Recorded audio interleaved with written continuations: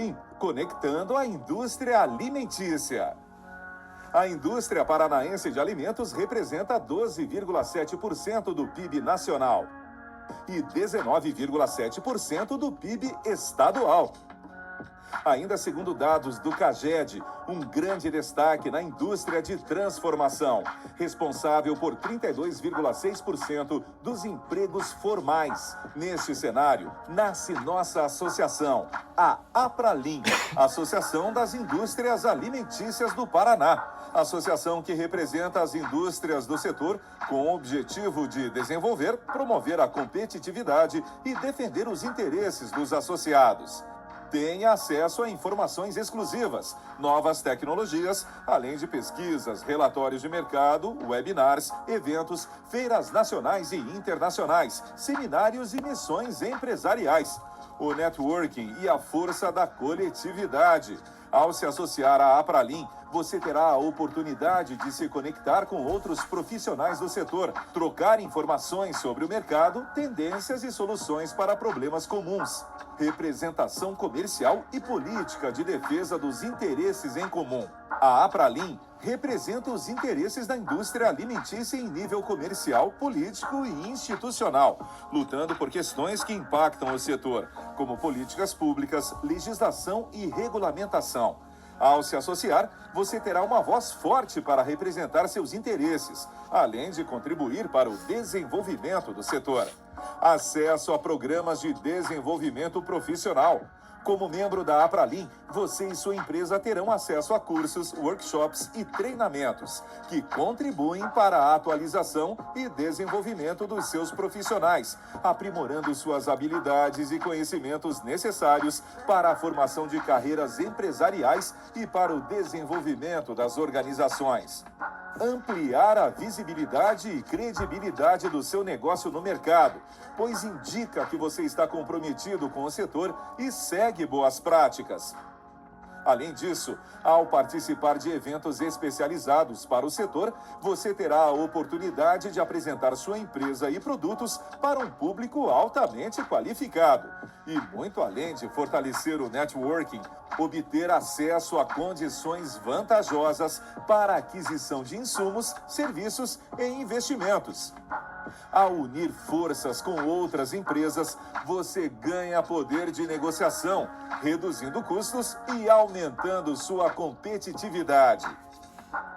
Associe-se à Apralim, entre em contato conosco e faça parte do grupo de empresas líderes na indústria alimentícia do Paraná. Muito obrigado, Diego. Primeiramente, eu gostaria de agradecer a todos que estão aí presentes. Vamos falar hoje sobre o controle da cor da indústria alimentícia, né? E sendo a cor efetivamente uma das nossas paixões, uma das minhas paixões em específico, eu espero que vocês realmente aproveitem a palestra. A nossa ideia é que essa palestra seja, inclusive, dinâmica. Se vocês tiverem alguma pergunta, tiverem algum questionamento, vamos conversando, abram o microfone, falem, questionem, porque a nossa ideia é que hoje, justamente, com o apoio da Apralim, como o controle da cor pode afetar os alimentos. Como é que a gente pode efetivamente controlar a cor na indústria de alimentos? Quais são os aspectos que nós temos relacionados a tudo isso, né? Então, o nosso objetivo hoje é fazer todo um overview sobre a indústria alimentícia, sobre a importância da cor e quais são os reais desafios que nós temos para o controle da cor dentro dessa indústria.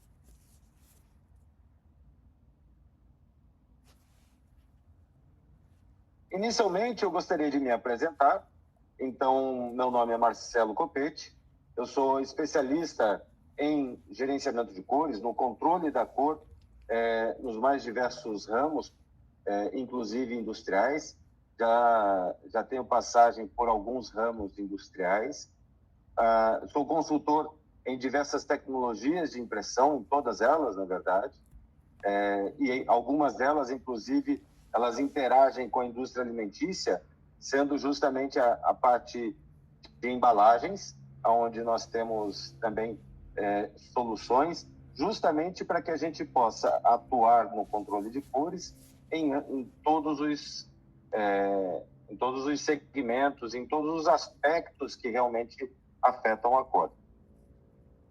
Eu sou consultor associado da Abtec, que é a Divisão de Inovação e Tecnologia Gráfica da Associação Brasileira da Indústria Gráfica, a Abigraf. Então, eu sou o responsável pelo gerenciamento de cores a nível nacional. Sou colunista de várias revistas técnicas e também já tive as minhas passagens na própria indústria, gerenciando uma área de produção e tendo os desafios do dia a dia da indústria, né? Inclusive, eu faço algumas provocações durante os cursos, justamente sobre ser indústria, trabalhar como indústria, né? Eu tenho 27 anos de controle de cores pela EasyColor, de profissão já são mais de 30. Eu normalmente sou chamado para resolver as consultorias, os problemas que normalmente não conseguem solucionar, que outros já passaram, né? Eu sou colaborador de diversas revistas e sites, como eu falei, e também participo de comitês de tradução de normas ISO para a BNT do Brasil. Então, esse é um pouco da minha trajetória, esse é um pouco do meu conhecimento, da minha experiência, para falar justamente sobre cores.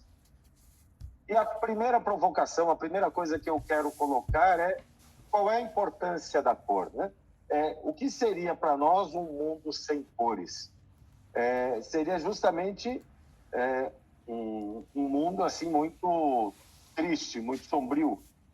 Nós vemos aqui, por exemplo, eu normalmente questiono as pessoas o que elas sentem, o que elas veem quando tem esse slide, né? Porque é realmente impactante como a gente se incomoda não tendo as cores aí envolvidas, né? Mas a cor, na verdade, ela é uma sensação. A cor é o que nos dá vida, é o que nos dá emoções, ela mexe conosco em todos os sentidos.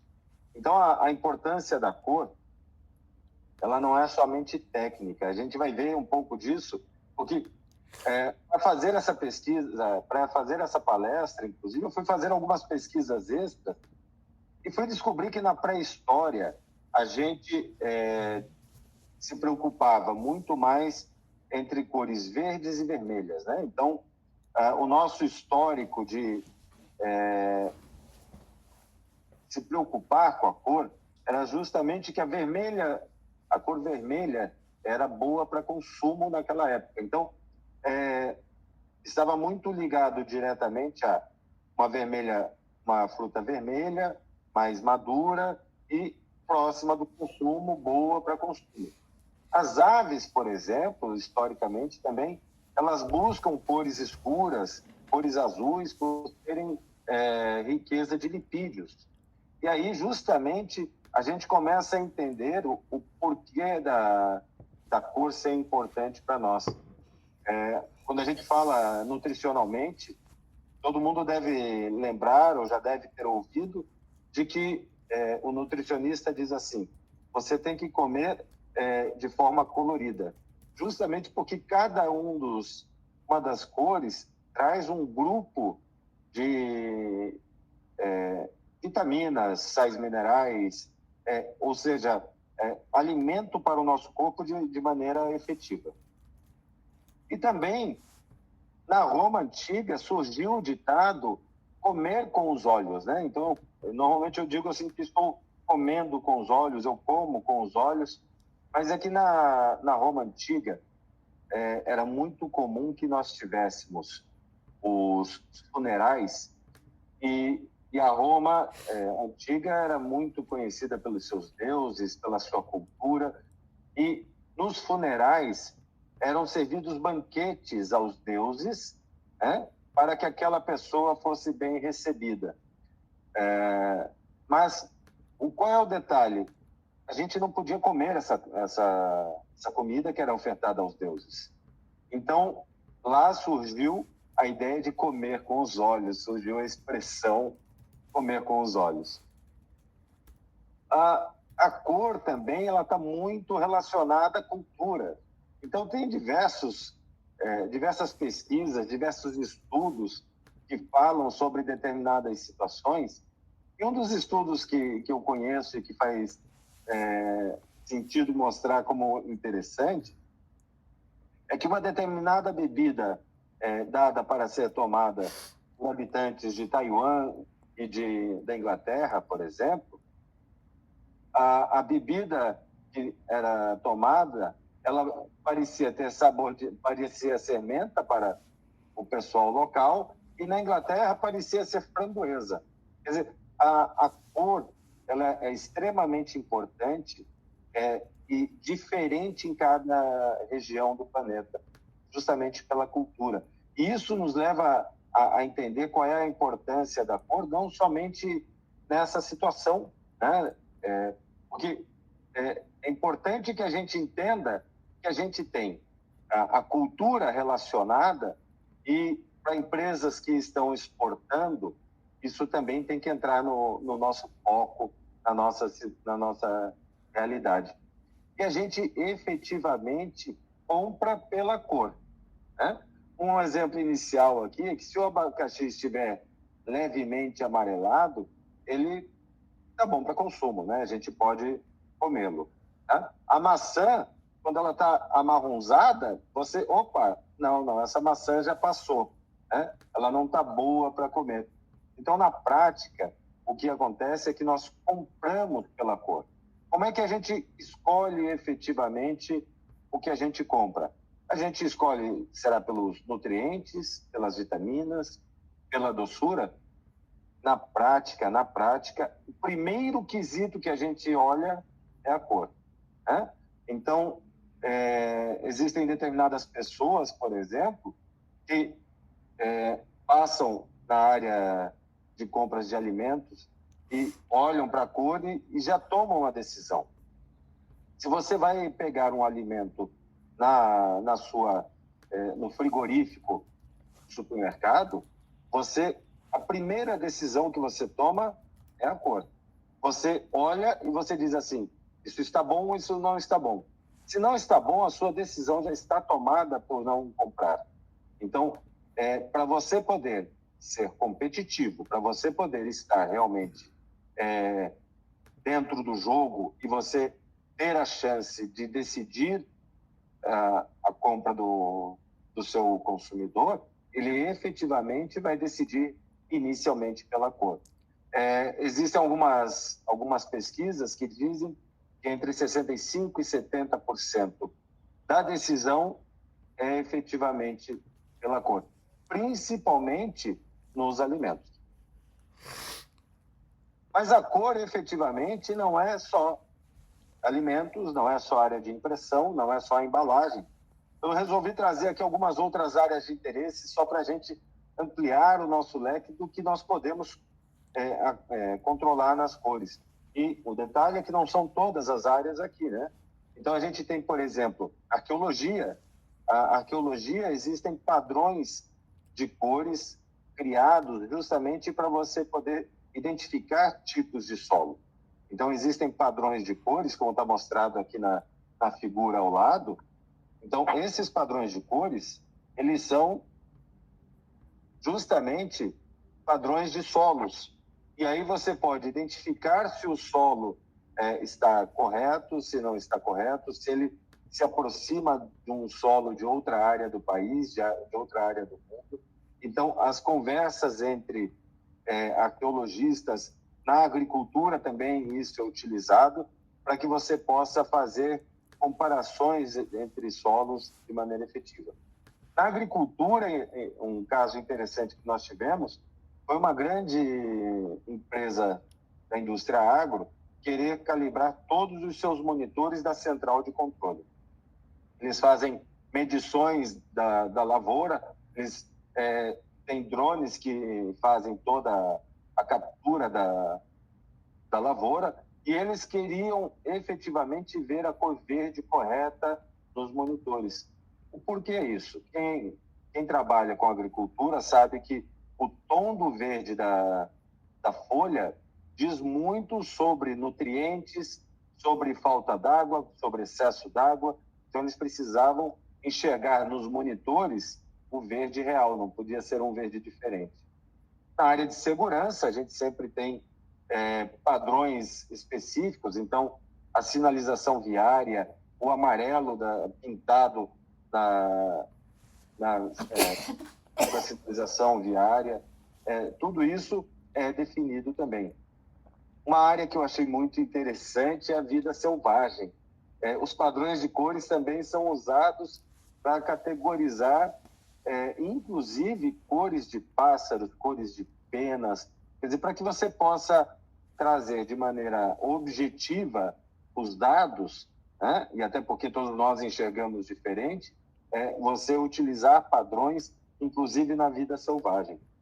Medicamentos. Na área de medicamentos é muito interessante porque a gente, claro, sempre tem um controle da embalagem. Até recentemente nós tivemos uma reunião com uma indústria de embalagem falando justamente sobre medicamentos e sobre a importância, como aprimorar o resultado. Mas nós podemos aplicar muito do que nós vamos ver aqui à indústria de medicamentos, que é justamente para verificar a cor dos produtos entregues ao consumidor.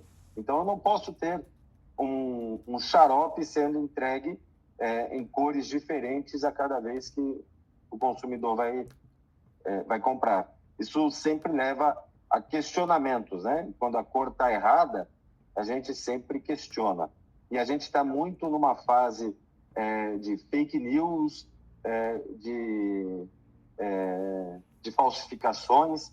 Então, quando você tem uma cor errada, é muito comum você associar a produtos falsificados, a produtos que não sejam bons, e aí você acaba perdendo o interesse. E, além disso, quais são os nossos desafios, efetivamente, dentro da indústria alimentícia? Eu acho que talvez o maior deles sejam os ingredientes. Então, os ingredientes, eles têm algumas características que são muito peculiares, né? Então, a gente tem aqui variações na origem. Então, todo mundo sabe que a variação na origem dos produtos in natura, ela é grande. Então, você não consegue pegar, por exemplo, aqui a gente está vendo café, você não tem o grão de café exatamente igual, sempre da mesma forma. Você tem grãos de café diferentes e isso traz um desafio maior para a gente ao controlar a cor no processo final. E também um outro grande desafio que a gente vai trazer aqui é fazer uma medição em produtos que não podem ter contato, né? Então, a gente não pode ter contato por diferentes razões que a gente vai discutir aí, mas eu não consigo fazer a medição deles colocando um instrumento em cima, né? Então, quando a gente fala em cores e quando a gente fala em ingredientes, a gente se pergunta o quanto é útil, efetivamente, medir a cor. Então, a gente, quando tem os ingredientes, a gente tem que pensar em pelo menos duas abordagens, dois vieses. Ou seja, a segurança e a higiene, inicialmente. Quer dizer, eu tenho que medir a cor sem comprometer aquele alimento, né? E também tenho que fazer leituras de cor de produtos que sejam líquidos, pastosos, que sejam pós, como no slide anterior, a gente viu determinados elementos que nós utilizamos na indústria, esses ingredientes, eles vêm na forma de pó, para ser acrescentado na receita final. Então, na prática, a gente tem os desafios aí de trabalhar com essas questões quando a gente está medindo para a indústria alimentícia. né? E a gente tem que controlar cada uma delas. E com os ingredientes, o que a gente vê na prática e a gente se questiona é o quanto é importante medir os ingredientes, né? Então, uma vez que a gente receba esse ingrediente, a gente precisa fazer classificações desses ingredientes. Então, a gente pode fazer classificações básicas, por exemplo, como mais claro e mais escuro, né? E quando a gente fala em mais claro, mais escuro, a minha receita final do meu produto, ela tem que ser alterada. Porque se ele for mais claro, eu tenho que colocar mais ingrediente, por exemplo, e ter menos veículo, né? Quer dizer, aquilo que a gente usa para mistura na receita, eu efetivamente preciso colocar menos e colocar mais ingrediente. Se ele veio mais escuro, né, eu posso ter uma situação onde eu coloque mais ingrediente e menos veículo. Então, esse é simplesmente um dos fatores que podem classificar os ingredientes. Se a gente estiver falando em corantes, se a gente estiver falando em receitas onde nós tenhamos corantes, a gente vai precisar imaginar que nessa classificação eu vou identificar também a cor específica que esse ingrediente veio. Quando esse ingrediente vem, a gente tem aí uma determinada coloração que normalmente a gente precisa fazer a correção dessa cor. Então, se o meu produto tem um vermelho específico e eu trago um ingrediente inicial que este vermelho está com um tom mais azulado, então eu preciso corrigir, porque senão o resultado final do meu produto com a receita padrão vai ficar também um vermelho mais azulado. E aí, quando a gente entrega um produto com variação de cor para o consumidor final, leva àqueles questionamentos que a gente estava fazendo agora há pouco, né? Então, se até vocês tiverem situações, tiverem casos em que vocês vejam isso, vocês podem falar, podem interagir aí e contar alguma situação que vocês tenham. Às vezes eu olho para o lado aqui porque eu estou com um monitor aqui do lado e eu acabo buscando ali o chat para a gente poder entender melhor e ver se alguém falou alguma coisa.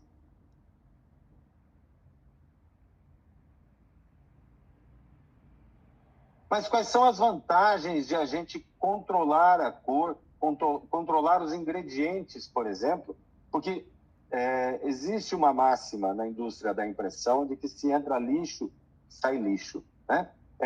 Em nenhum processo industrial, em nada do que a gente faça, mesmo na vida pessoal, no produto artesanal, não existe você fazer algo muito bom com produtos ruins, com ingredientes ruins, né? Então, eu sempre lembro de uma vez que eu estava na praia com alguns amigos e um grande amigo meu, já de longa data, estava fazendo uma paella e eu olhando assim, eu dizendo assim, nossa, isso aí parece que vai ficar maravilhoso. Ele disse assim, como não vai ficar?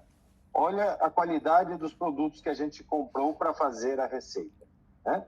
Então, quando a gente controla o que a gente está colocando dentro da empresa, quando a gente controla os nossos ingredientes, a gente vai buscar manter a aparência para o consumidor, né? E como a gente falou no início, a aparência para o consumidor é a primeira decisão dele e é uma decisão qualitativa, né?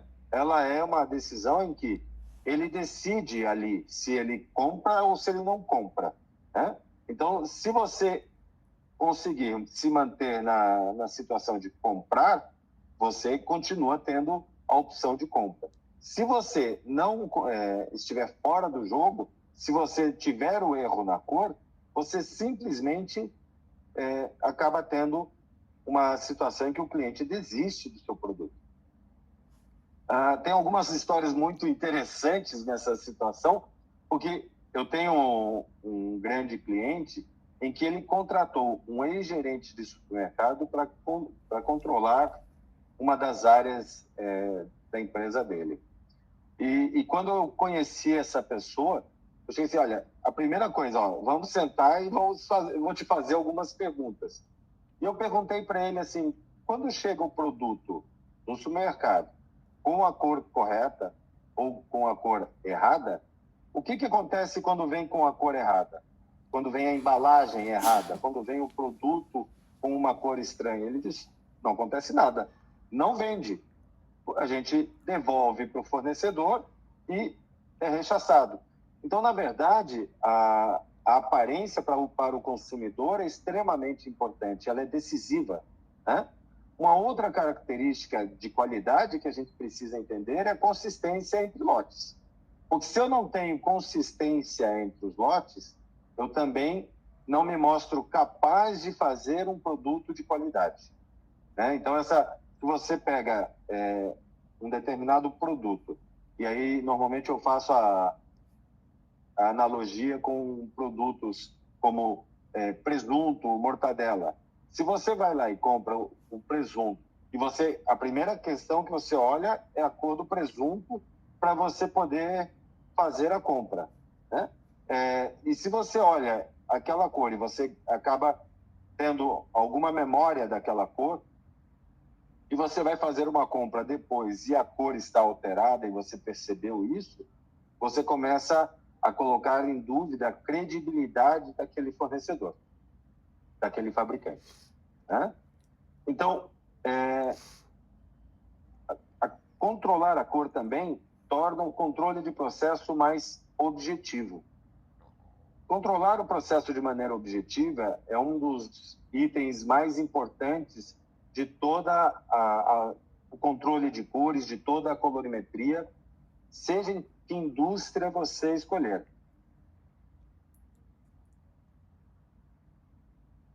Porque a pior situação para uma empresa é ficar a discussão se está certo, se está errado, se a qualidade aprova, se a qualidade reprova, né?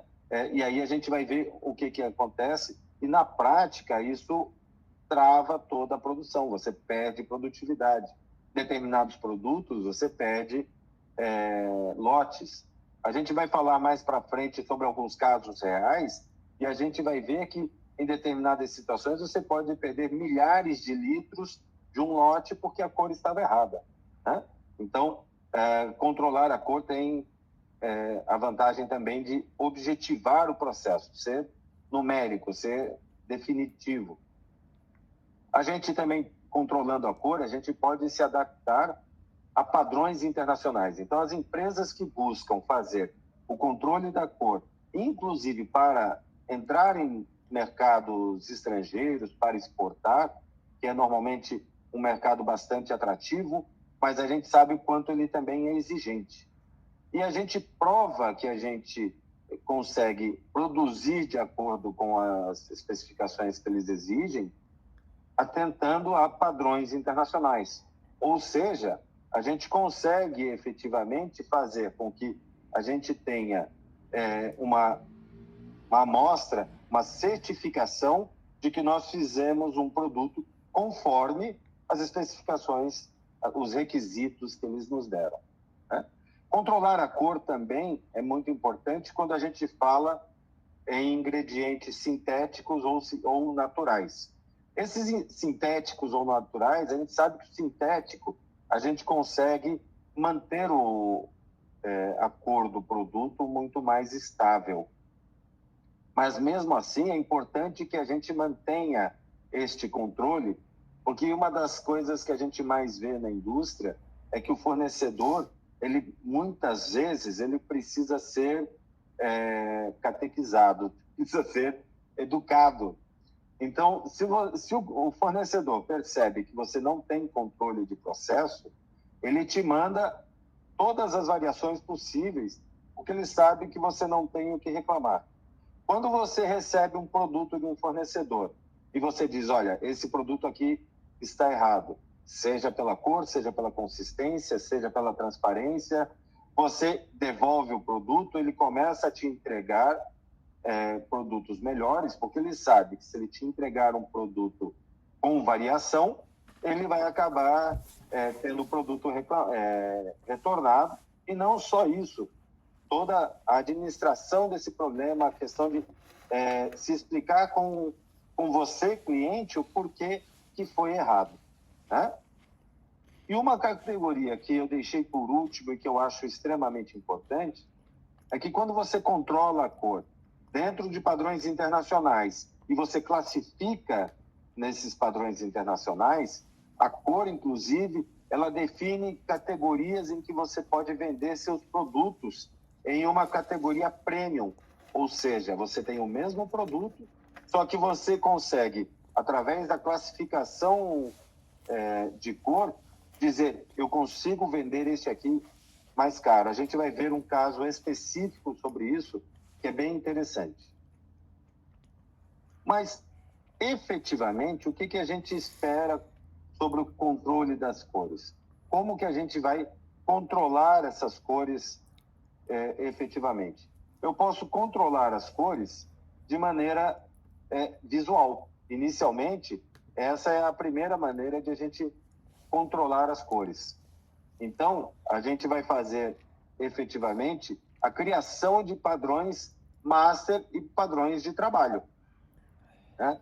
Então, a gente busca visualmente ter comparativos para que a gente possa trazer os padrões para a nossa produção, e aí a gente vai ver alguns cuidados efetivos que a gente vai ter para a gente poder trabalhar com isso visualmente. Então, aqui do lado direito, nós temos, por exemplo, uma cartela falando em coloração de batata frita, né? Então, a batata frita que você compra no mercado, ela passa por uma padronização de cores justamente para que o produto, quando o consumidor vá utilizar, exista uma consistência e exista uma relação de qualidade, né? Então, é muito importante a gente ter isso. E uma das maneiras de fazer isso é visualmente. Um outro padrão que surgiu na pesquisa para nós e que eu achei muito interessante, porque ele abre um leque de oportunidades para a gente que normalmente a gente não percebe. Mas, por exemplo, essa é uma cartela Mansell, a gente já vai falar um pouco mais de cartelas Mansell. A gente tem essa cartela com variações de cores em diversos sentidos. Então, a partir de uma determinada cor escolhida, ele vai ter variações para claro, para escuro, né? Para mais concentrado, para menos concentrado. Então, o que a gente pode fazer numa situação dessa é escolher uma determinada cor como padrão, e aí, esta cor utilizada como padrão, ela vai guiar toda a nossa produção. E esse foi um caso de uma empresa nos Estados Unidos que queria definir o cozimento dos seus perus, né? Então, o peru lá na Ação de Graças é muito festejado, é muito usado, é muito consumido, e uma das empresas quis manter sempre o tom de assar igual sempre em toda a produção, para que não ficasse assado demais ou não ficasse assado de menos e então cru, né? Porque nas duas situações, o que acaba acontecendo efetivamente é que esse produto acaba encalhando. Como a gente já viu no início da palestra, justamente a cor é a primeira decisão do cliente. Então, o que essa empresa viu? Se o meu peru estiver assado no ponto certo, eu posso vender. Se ele estiver assado no ponto errado, ele vai encalhar e ele vai retornar. Quer dizer, eu tive uma produção inteira, eu tive 20% queimado, 20% cru, né? Efetivamente, eu sei que o meu poder de venda nesse lote está limitado a 60%, né? Então, eu não vou conseguir vender 100% da minha produção. Ali, eu já limitei que eu vou ter uma redução no meu poder de vendas efetivamente. Uma outra maneira de nós fazermos o controle da cor é justamente de forma numérica. Essa forma numérica de controlar a cor, a gente vai explorar um pouco e a gente tem algumas situações que a gente pode ver. Então, a gente vai pensar de maneira numérica em utilizar equipamentos que possam fazer a leitura desses produtos, né? Então, o porquê que a gente utiliza equipamentos? Sábado passado, eu estava numa indústria de tintas e a gente deu um curso sobre formulação de tintas e a gente passando pela colorimetria, que é toda a base da cor, como é que a gente mede a cor, né? Nesse curso, a gente estava explicando justamente que nós enxergamos de maneiras diferentes. Então, cada um de nós enxerga de maneiras diferentes. Então, numa pesquisa recente, para um outro curso nosso, a gente estava lendo sobre vermelhos. As mulheres enxergam mais vermelhos do que homens. Como é que a gente consegue provar isso? Nossos olhos têm 3 tipos de células que podem enxergar a cor. Uma delas enxerga o vermelho. Essa célula, ela vem do cromossomo X. Como todos sabemos, né, a gente estudou isso na escola, a mulher é XX, o homem é XY. Quer dizer, a mulher tem mais cromossomos X e, portanto, ela também tem mais células que enxergam o vermelho. Então, as mulheres enxergam mais vermelhos do que os homens. Então, na prática, nós não enxergamos iguais. Isso é uma comprovação científica. E aí, por isso, a gente precisa utilizar equipamentos, até porque o equipamento vai dar a objetividade necessária. A gente não vai parar a produção porque a gente resolveu achar que o vermelho está mais vermelho, está menos vermelho, ou o vermelho está mais amarelado e que aquilo não vai ser aceito pelo cliente. E tudo isso, na prática, acaba gerando problemas. Então, e o procedimento que a gente utiliza com equipamentos, ele acaba sendo muito mais claro, porque nesse procedimento a gente vai ter os parâmetros. Aqui, por exemplo, eu tenho amostras de medições de cores em que essa elipse com um contorno azul, ela está, na verdade, demonstrando qual é o limite aceitável da variação que eu posso ter no meu suco de laranja. Esse é um caso específico de suco de laranja. E aí, dentro daqueles padrões internacionais que a gente vai explorar um pouco mais para frente, você já diz assim, olha, está dentro do padrão internacional ou não está dentro do padrão internacional. Ponto. Como resolvemos isso ou liberamos a produção? Liberamos a produção porque está dentro do padrão. Não está dentro do padrão.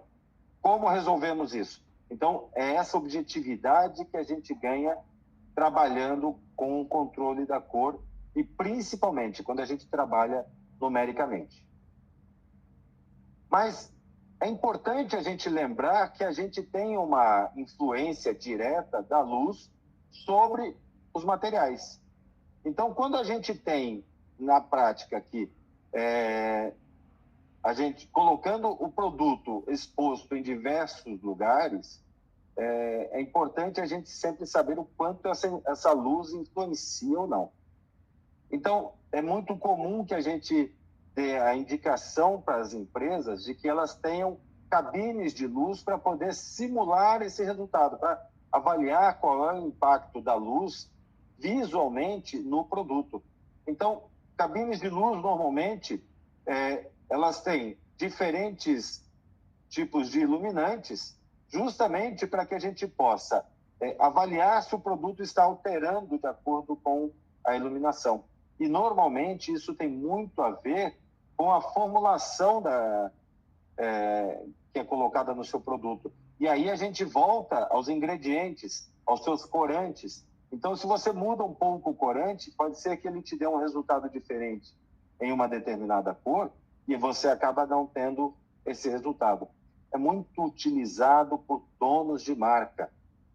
Então, empresas que estão preocupadas com essas marcas, preocupadas com o seu produto, preocupadas com o impacto que isso tem no seu cliente, não somente na decisão da compra, mas no valor da sua marca, porque tem determinadas marcas que elas vendem por si só. Então, os consumidores normalmente acabam se apegando tanto às marcas, tanto àquele controle que é dado, aquela segurança que é dada, que ele entra no mercado justamente para comprar já daquela marca. Ou se tem um produto entre 2 ou 3 marcas, mesmo com variações de preços, ele decide pela marca, pela confiabilidade. Então, é muito comum que os donos de marca façam esse controle específico, e justamente isso pode mostrar os erros na formulação. E aí você pode, já na produção, antes de gerar um lote inteiro, perceber, por exemplo, que um determinado corante que foi trocado, ele vai ter uma diferença de cor e o impacto efetivamente vai acontecer. Né? E verificar a presença de alvejantes óticos. Então, aqui do lado direito, a gente vai ver dentro da cabine de luz, veja, que mudando a luz, os meus objetos também mudam de cores. E aí você acaba tendo justamente esta avaliação.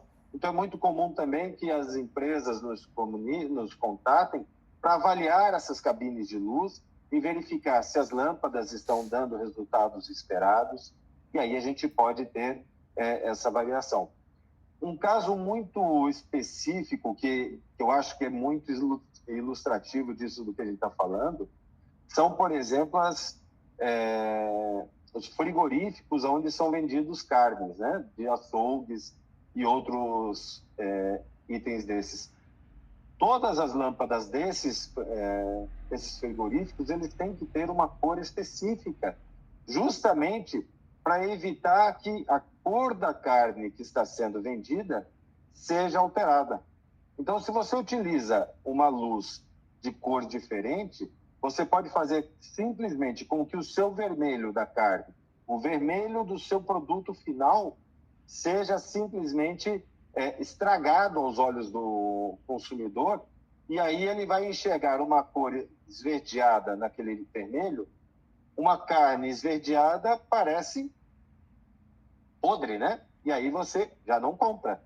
O produto encalha. Aí ele vai apodrecer efetivamente, porque ele não vai ser vendido, vai passar do prazo de validade, né? Então, é muito comum que a gente tenha esse tipo de situação já diretamente nas gôndolas. Essa é uma preocupação também no ponto de venda. Então, saber se o seu produto está sendo exposto de maneira correta. E aí, o porquê que isso é tão importante na indústria alimentícia? Porque vocês vendem para um número de canais muito grande. Com certeza vocês têm lugares que vendem produtos premium, né?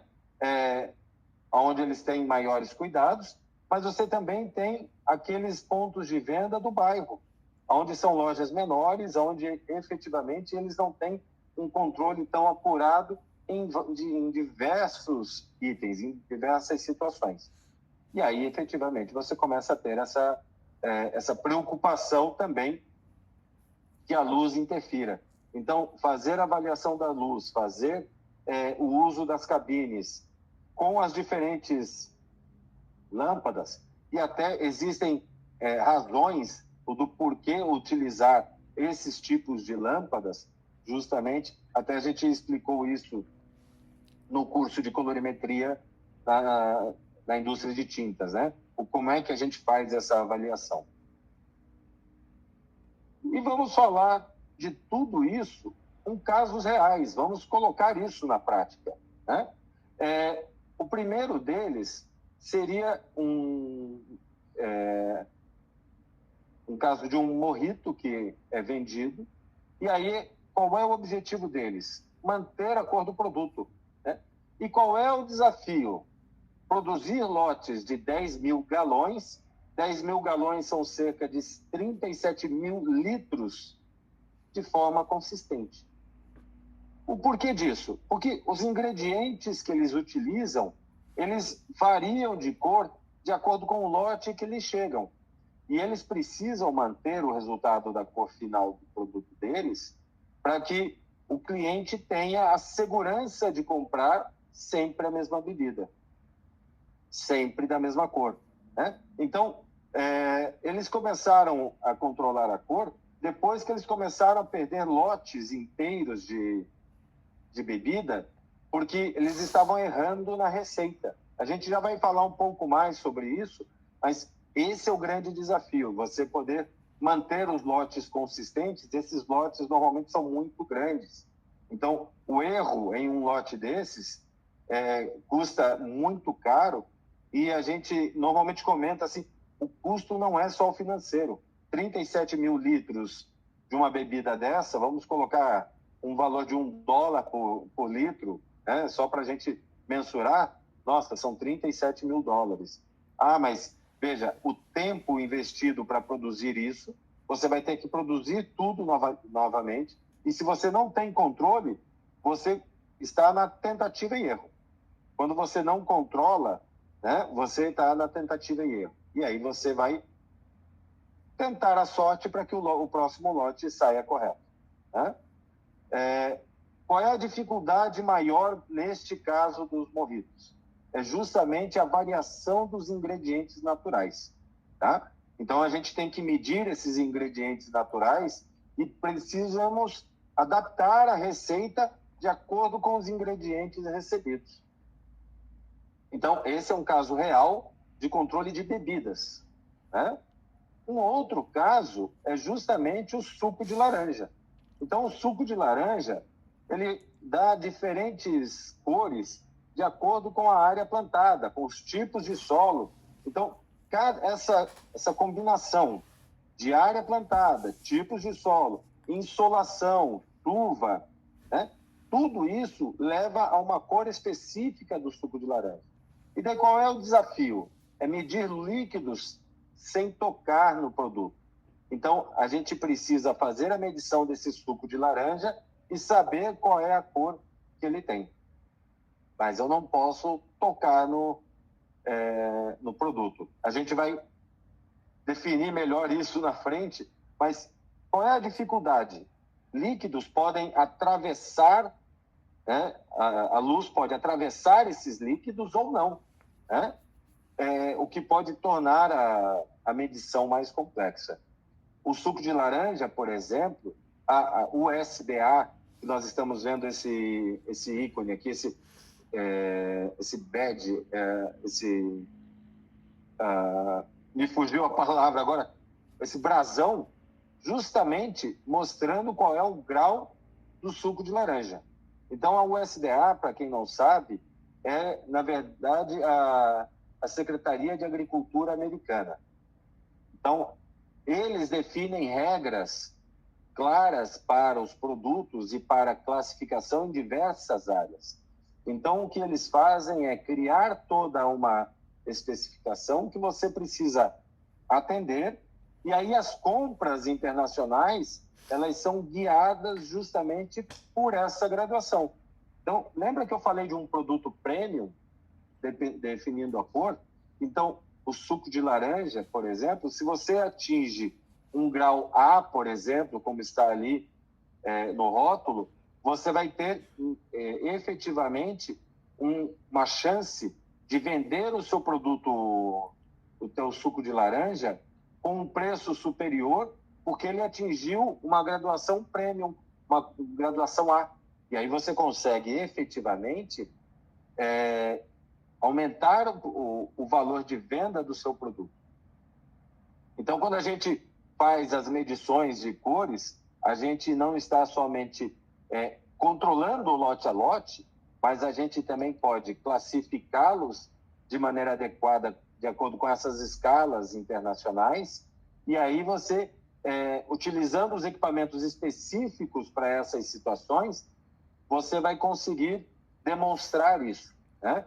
E aí você, entrando nessa classe, você, quando vai fazer a venda internacional, você mostra que o seu produto tem atingiu essa classificação, e ele, dentro dessa classificação, ao invés de vender o $1 por litro, você vai vender a $1,30, $1,40, $1,20 o litro. Quer dizer, você vai ter um sobrepreço no seu produto pela classificação da cor.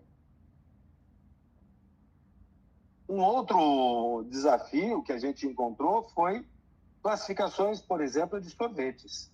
Então, essa classificação de sorvete é muito interessante, porque qual é o desafio? Medir líquidos ou pastas, né, que tenham diferentes composições. Normalmente, os sorvetes, eles têm, além dos ingredientes normais, dos emulsificantes, dos corantes e etc., eles também formam cristais por conta da sua formação química ali para atingir aquela consistência. E no gelo, esses cristais aparecem e esses cristais acabam dando resultados diferentes de acordo com cada um dos ingredientes. Porque os ingredientes sólidos ali em dificuldade, a gente tem aqui sólidos e líquidos, eles refletem a luz de maneira diferente. E aí os equipamentos precisam estar prontos para dar o resultado de acordo com essas situações. Então, por exemplo, o sorvete é composto em grande parte por micelas de caseína, glóbulos de gordura, células de ar, o produto é aerado, né? Cristais de gelo, quer dizer, partículas menores e volumes maiores de bolhas de ar vão fazer com que o sorvete incolor adquira uma cor aparente mais clara. Então, quando você controla a cor do seu produto, você precisa levar em conta essas características de cada ingrediente, características de cada produto. Se eu defino um processo de produção, onde o meu sorvete vai ter mais bolhas de ar ou bolhas de ar maiores do que outro, isso vai interferir na cor, vai interferir na avaliação do produto. E aí a gente precisa utilizar equipamentos que resolvam efetivamente essa gama de situações.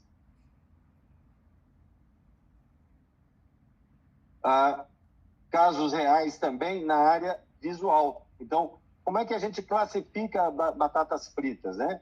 Então, o desafio padrão é manter o padrão do produto apresentado na embalagem. Então, existem padrões internacionais para a cor de batatas fritas que são seguidos pelos fabricantes. Então, se você pretende vender para uma grande cadeia de fast food, por exemplo, a gente tem aí pelo menos duas gigantes que a gente sempre lembra dos nomes quando a gente está falando em cadeias de fast food. E você quer entregar batatas fritas para que eles vendam para o consumidor final, nós sabemos que eles são muito exigentes e eles pagam mais por um produto de melhor qualidade, por um produto entregue padronizado. E aí você acaba utilizando padrões internacionais para garantir que o que você está entregando para esses clientes seja efetivamente o que foi combinado, o que está definido no padrão entre essas duas empresas, entre você, fornecedor, e entre o seu cliente. Até porque um erro na cor numa entrega para um cliente desse porte simplesmente pode te banir do cliente, ele pode te bloquear porque você não entregou um produto conforme. E aí, uma vez que você seja bloqueado, você entra em uma guerra total para poder reconquistar o cliente.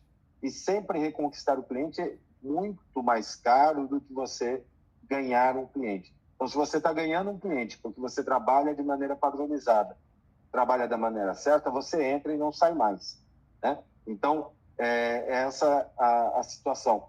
E a solução é utilizar esses padrões internacionais. Aqui é um padrão Mansell, por exemplo, de cores, que é utilizado para fazer a comparação da batata frita e saber o resultado que a gente tem.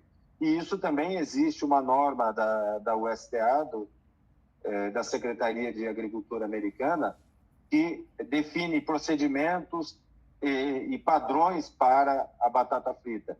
Então, você utiliza os padrões visuais para atingir também essa classificação, né? E aí você poder vender em mercados internacionais. Só que quando a gente fala em controlar a cor, a gente está falando em duas maneiras: visual, né?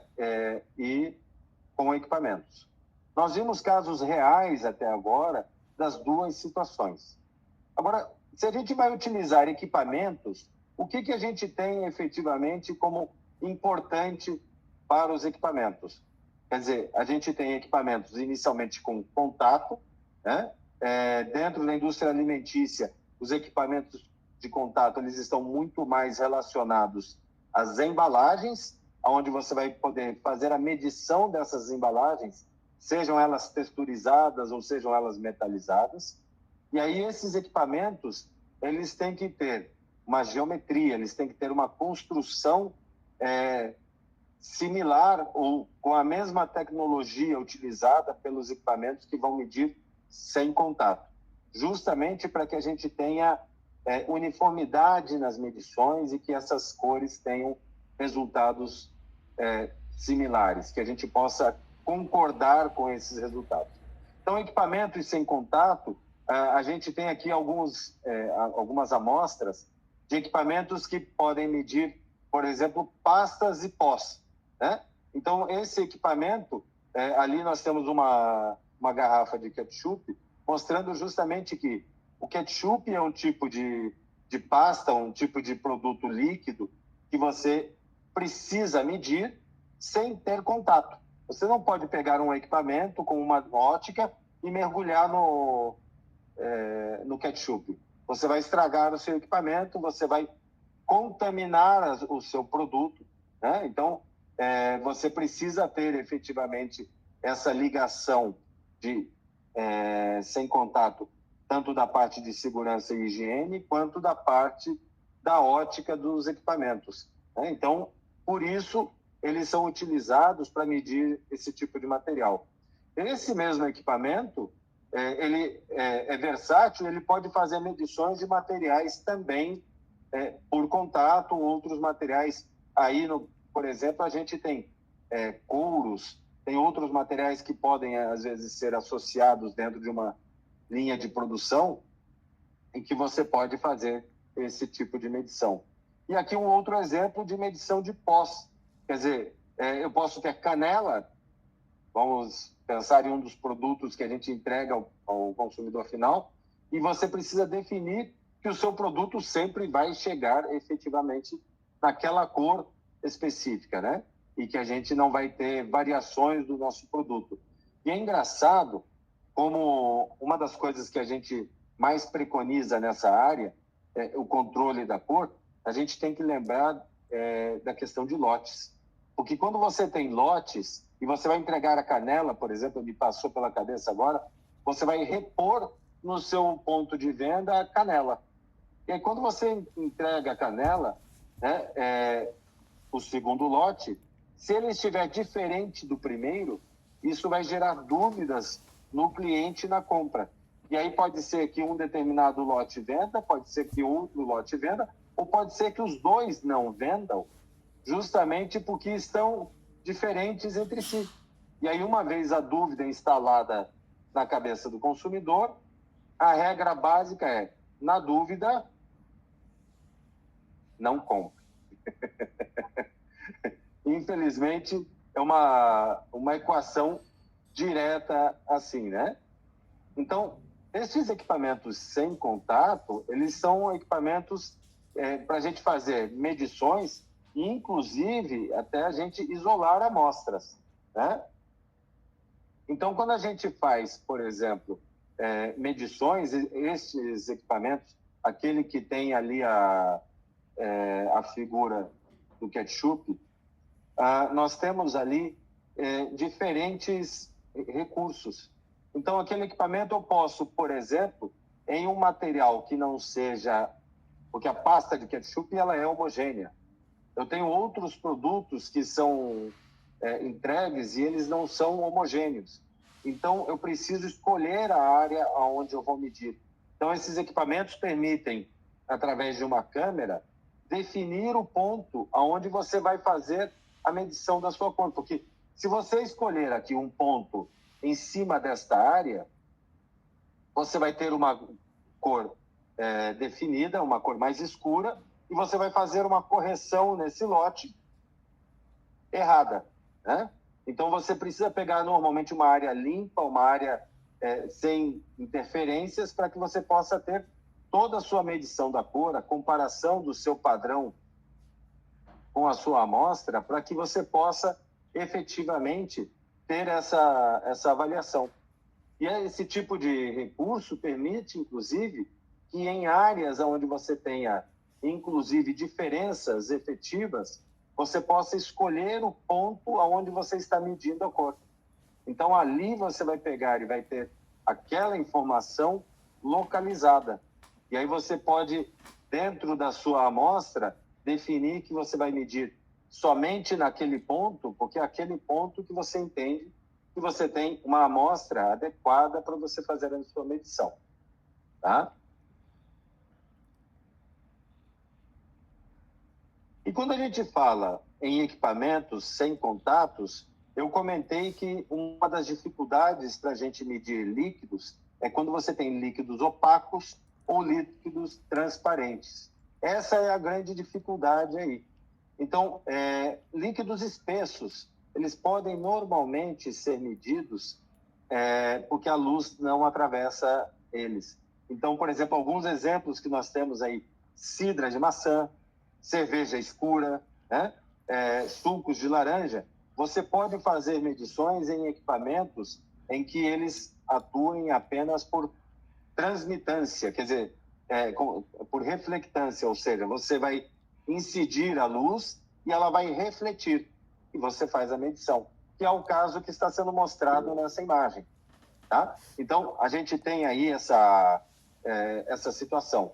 E a gente tem líquidos transparentes. Tá? Então, líquidos transparentes, nós vamos colocar nestes equipamentos em uma parte central dele e não na frente. Então, se vocês forem olhar aqui em equipamentos desse porte, os que vão fazer a leitura de equipamento de materiais transparentes, eles têm uma abertura aqui nessa área central, que é justamente aonde a gente está vendo aqui, ó. E aí a gente consegue colocar o líquido que nós vamos medir em uma cubeta de cristal, normalmente. Daí esse cristal é um cristal específico, justamente para que você não tenha variação na cor por conta do invólucro. E aí você vai atravessar a luz pelo seu líquido para você definir a cor. E isso vai ser muito interessante quando você tiver corantes, por exemplo, para você avaliar quando você está recebendo. Você recebeu um determinado corante, você consegue medir esse corante e estabelecer um padrão de entrada do corante na sua indústria, e você vai começar efetivamente a controlar o processo em duas vias. A primeira via é educando o seu fornecedor e fazendo com que ele seja mais regular na entrega daquele corante. E a outra via também importante aí é que você faça a correção na sua receita para corrigir a diferença desse corante. Até porque corantes de origem sintética e de origem natural, eles são diferentes, né? Os corantes sintéticos, eles conseguem ser muito mais estáveis no quesito cor, quando eles são entregues.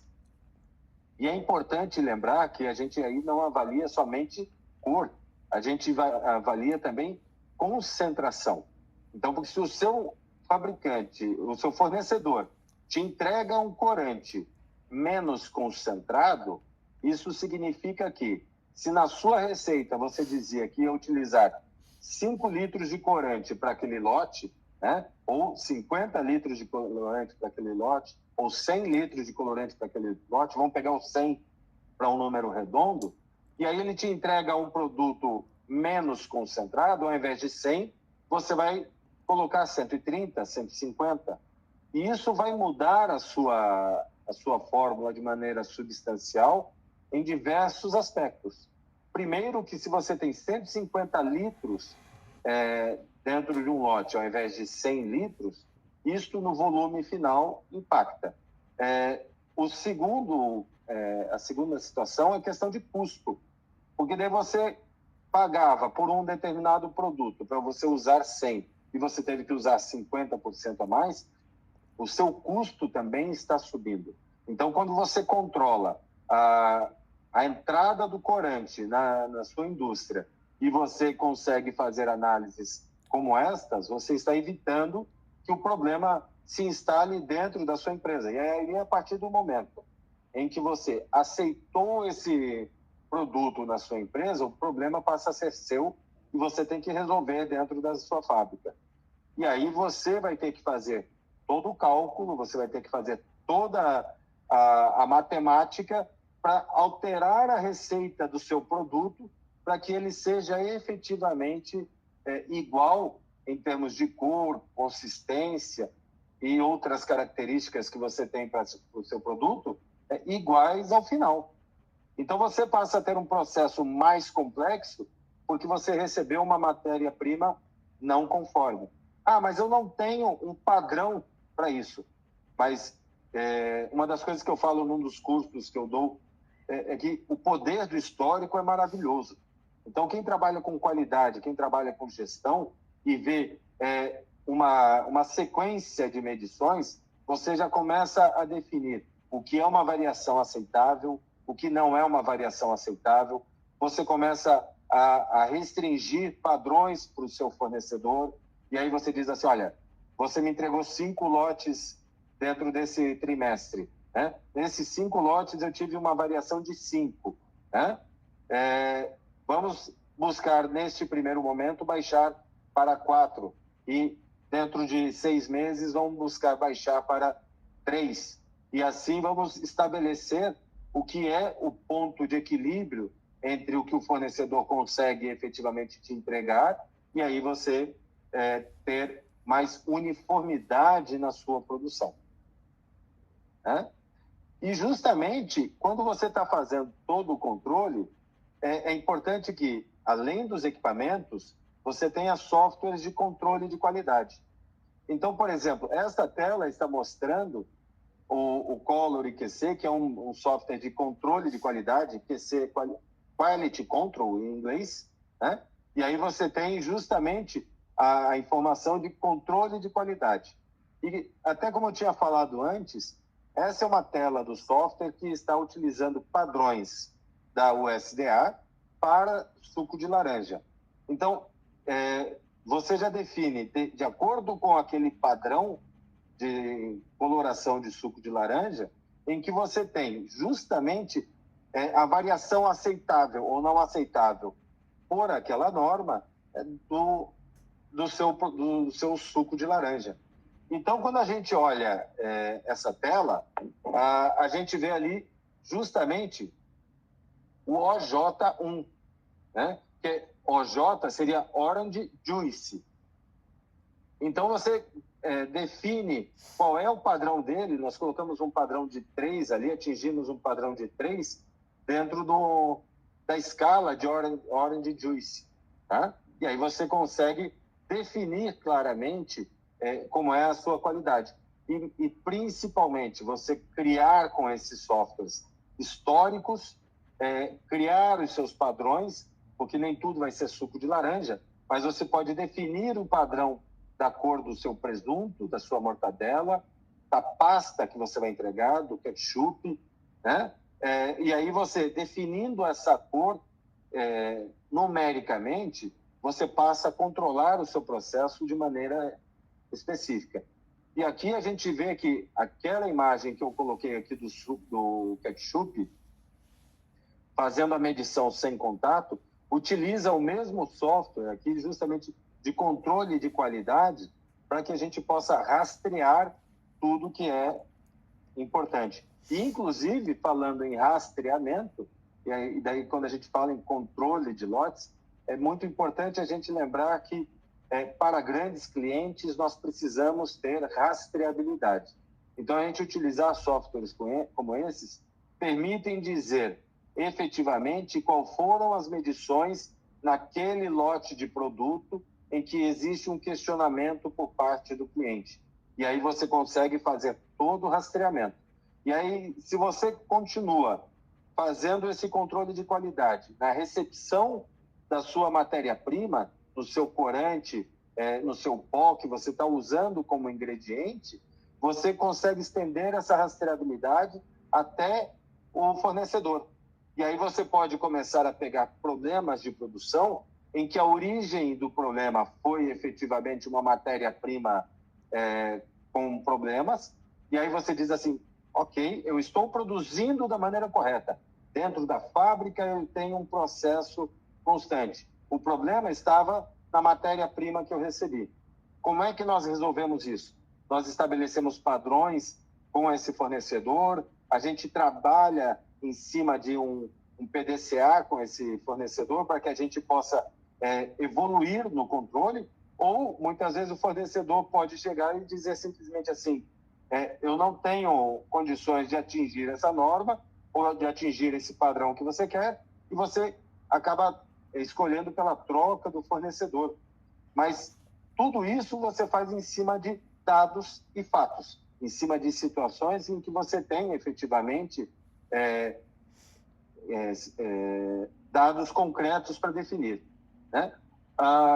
Eu tenho um comentário aqui falando sobre produtos com embalagens transparentes, tem que cuidar mais da qualidade da cor, pois estão sempre à mostra. Sim, são itens muito importantes. E, inclusive, existe até um caso de marketing muito bom, tudo casou aqui com esse comentário, que uma determinada marca de ketchup teve a belíssima ideia, e aí eu fico encantado quando se tem essas ideias simples e maravilhosas. Ele fez com que o rótulo dele tivesse um contorno da mesma cor do produto. Ou seja, ele faz com que a cor da embalagem seja um critério para o cliente final, para o consumidor final, verificar se o produto é original. Por quê? Porque essa marca ela tem um problema com pirataria, com falsificação, em que vendem muito o produto, fazem um rótulo e colocam outro ketchup que seja qualquer lá, nesse rótulo, e tentam vender com essa marca. Então, quando a marca é tão importante para você, e veja, a importância dela é tão grande que tentam copiar, porque com certeza quem está fazendo a pirataria está fazendo um produto inferior em todos os aspectos, principalmente no preço, porque senão ele não tem a margem de lucro que ele espera, né? E ele está vendendo um produto falsificado. Então, ele criou essa borda no rótulo justamente para poder fazer com que a gente tenha uma avaliação direta na gôndola do supermercado.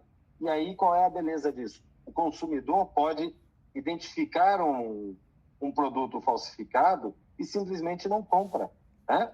Então, é uma maneira de proteger a sua marca, uma maneira de proteger.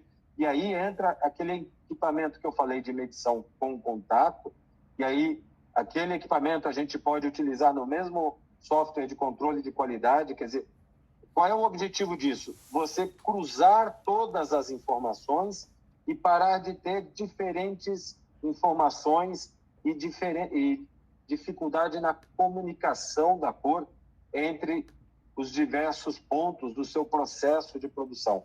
Então, isso é muito importante. E quando a gente está falando em escalas, para a gente poder fazer análises visuais, é muito importante que a gente tenha boas práticas com essas escalas, né? Muitas vezes essas escalas, elas inclusive circulam na produção, na mão de clientes, em outros lugares, né? Eu preciso manter limpas essas amostras, esses padrões. Então, a gente tem que evitar contaminação ar, líquidos, né? E, principalmente, não tocar nas superfícies dos padrões. Isso serve para qualquer padrão da indústria, né? Você tem um determinado padrão, nós carregamos na mão. Se a gente supor que nós estamos com a mão completamente limpa, a gente ainda tem a nossa gordura, que acaba afetando, e essa nossa gordura tem uma determinada química, e ela vai acabar depreciando, estragando o nosso padrão, tá? Além da sujeira, claro, que a gente carrega. Manter longe da luz, quer dizer, para manter o padrão o mais estável possível, a gente sempre busca manter longe da luz, principalmente o UV, né? O UV, normalmente, ele é mais agressivo em relação aos pigmentos, aos corantes que a gente utiliza para dar cor aos produtos. Então, para a gente ter esse padrão o mais estável possível, controlar a luz que ele é exposto, calor, umidade, inclusive, se chega em situações mais críticas, onde se busca resultados cada vez mais precisos, manter essa diferença de esses padrões o mínimo tempo possível em relação à exposição de luz, tanto que em algumas empresas eles chegam a dizer assim: você utiliza o padrão, coloca dentro da cabine de luz, faz a avaliação e você tira o padrão, guarda novamente no envelope, na caixa, no invólucro dele, e você guarda o padrão, né? Para evitar esquecer o padrão dentro da cabine de luz ligada e aumentar a degradação dele, né? Criar padrões de trabalho. Então, o que são os padrões de trabalho? Normalmente, você tem um padrão master, né? Esse padrão master é aquele que fica no laboratório.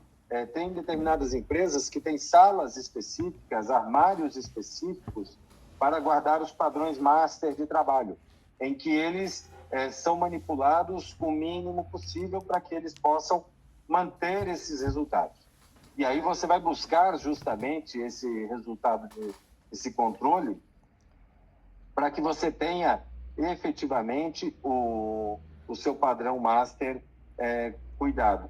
E quando a gente fala em padrão master de trabalho, a gente fala em padrões de produção, que a gente vai utilizar esses padrões de trabalho diretamente na produção.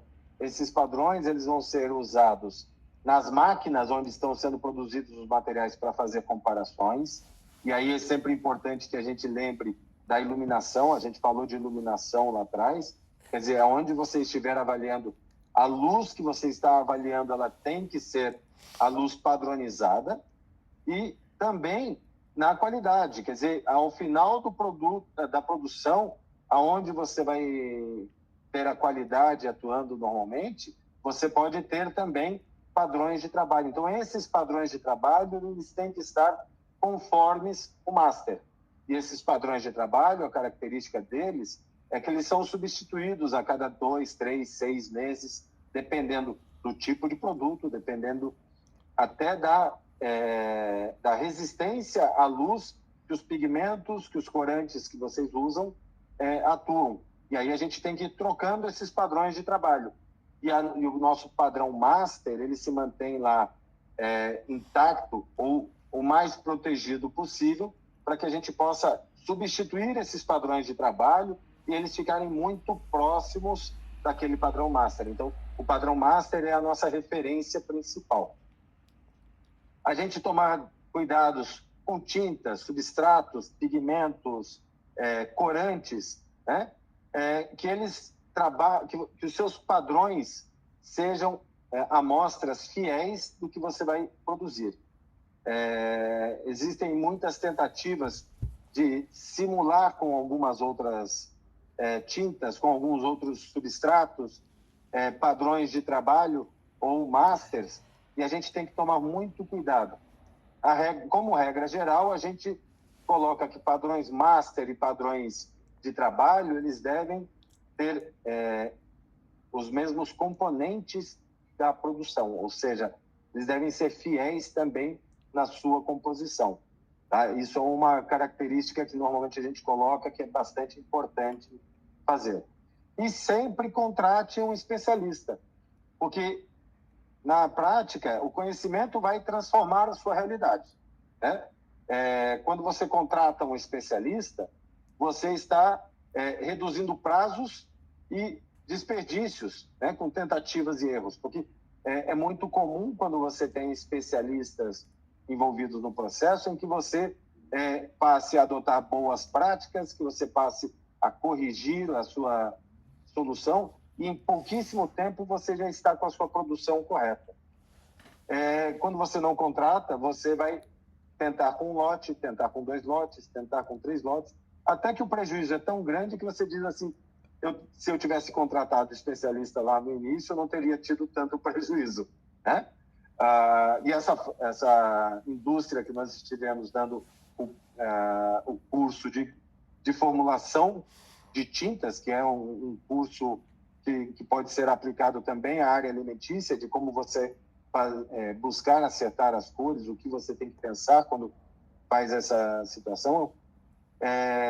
Das 3 possibilidades de controle da cor e até de tomada de decisão para saber como corrigir melhor, eles usavam apenas uma e a mais simples. Quer dizer, 2 outras ferramentas poderosas para o controle de cor, eles simplesmente não utilizavam. E aí, depois do curso, até a gente foi buscar um feedback entre o pessoal e tudo mais, e a gente percebeu que eles disseram assim, olha, isso muda o jogo para a gente passa a controlar de uma maneira muito mais assertiva e a gente sabe, na hora que a gente está criando o nosso produto, criando a nossa matéria-prima base que vai ser aplicada nos nossos produtos, a gente vai fazer isso com muito mais assertividade e a gente vai ter muito menos retorno de acertos. E com isso, a gente vai ganhar produtividade nessa área específica, que é o laboratório, mas também a gente vai deixar menos máquina parada. Quer dizer, tudo isso leva à redução de prazos de produção, redução de desperdícios e a tentativa e erro, que a gente sabe que tentativa e erro, quando a gente fala em indústria, é quase um xingamento, né? É algo que a gente tem que manter longe, se é algo que a gente tem que segregar, para usar o termo que essa gerente de qualidade gosta de utilizar. O que a gente precisa segregar numa indústria é tentativa e erro. A gente tem que ter procedimento, tem que ter parâmetro e tem que trabalhar em cima disso efetivamente. E meu nome é Marcelo Copete, aqui estão os meus contatos, então meu telefone direto, se quiserem me mandar WhatsApp, inclusive, o meu e-mail também direto, o nosso site. Vocês tendo dúvidas, questões, querendo falar conosco, vocês podem tanto falar com a Pralim, quanto podem falar diretamente conosco. E aí eu abro para vocês perguntas, se vocês tiverem questionamentos, quiserem perguntar mais alguma coisa, fiquem à vontade e estamos abertos aí para conversarmos.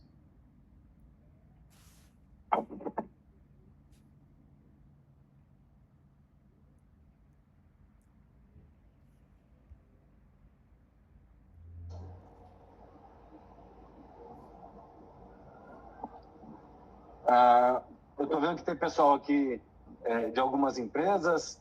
Vocês querem fazer algum comentário? Se tem alguma coisa que pareceu interessante a vocês, ou até alguma dúvida específica, ou não conversando aqui.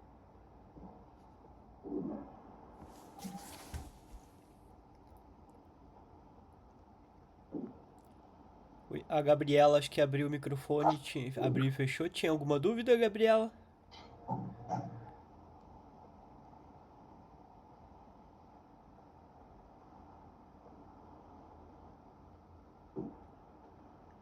Acho que ela tinha aberto ali e fechou novamente. Eu acho... Ah, não, acho que deve ter sido sem querer, então. Ela falou Então ali tá. no chat que não. Então é isso, pessoal. Se alguém tiver alguma dúvida também que quiser encaminhar, né, pro Marcelo, pode encaminhar direto pra gente, ali ou pra ele, né, pros dados. Se quiser colocar de novo os seus dados, Marcelo, como a gente tá gravando, a gente vai disponibilizar, né? Então, acho que quem estiver assistindo aí também depois na versão gravada e quiser entrar em contato aí com o Marcelo, esses são os dados direto dele, né? E a gente vai disponibilizar no canal da Pralim também o conteúdo, caso alguém queira compartilhar com mais alguém também. Obrigado, Marcelo, né, pela disponibilidade aí também pelo conteúdo. E eu acho que não tendo perguntas ali, a gente, né, pode agradecer o pessoal aí também. E depois, na sequência, se o Marcelo for disponibilizar ali também o material, a gente pode encaminhar por e-mail para todo mundo. E já mandamos o link também para todo mundo que queira rever algum ponto aí também. Se vocês quiserem essa apresentação em PDF, nós podemos prepará-la e mandar para vocês. Né? Bacana. É uma possibilidade que nós temos. Mesmo quem estiver assistindo o gravado pode entrar em contato conosco e fazer a solicitação. Maravilha. Obrigado, Marcelo. Obrigado a todos. Eu agradeço ao Diego por estar aqui nos Imagina. acompanhando, nos dando suporte aqui, e agradeço também à Pralim a oportunidade. Eu sou um apaixonado pelas cores, e a gente fala sobre cores para a indústria em diversos ramos, dentro de empresas. Então, é sempre bom quando nos dão estes desafios e a gente pode trabalhar para poder trazer conteúdo novo, conteúdo que seja relevante e que possa, muitas vezes nessas apresentações, o que a gente acaba buscando é abrir a mente, abrir a oportunidade para uma série de questões. Coisas que às vezes a gente não pensava e que a gente começa a imaginar assim. Realmente faz todo sentido a gente controlar isso e a gente está pecando nisso, a gente pode melhorar naquilo. Então, é sempre interessante quando a gente abre aí o leque e a gente amplia essa visão, né? E ainda mais pelas cores que normalmente quem me conhece pessoalmente sabe que eu sou apaixonado e aí a gente vê cor em tudo. Maravilha. Não, e são insights riquíssimos, né, que acaba com certeza contribuindo aí para todo mundo. Perfeito, então. Muito obrigado mais uma vez, Diego. Muito obrigado a todos que estiveram aqui, a todos que vão assistir. Maravilha. Um bom dia aí para todo mundo, pessoal. Obrigado ao Roberto ali também agradecendo, a Gabriela. Qualquer dúvida, então a gente fica à disposição. Tchau, tchau.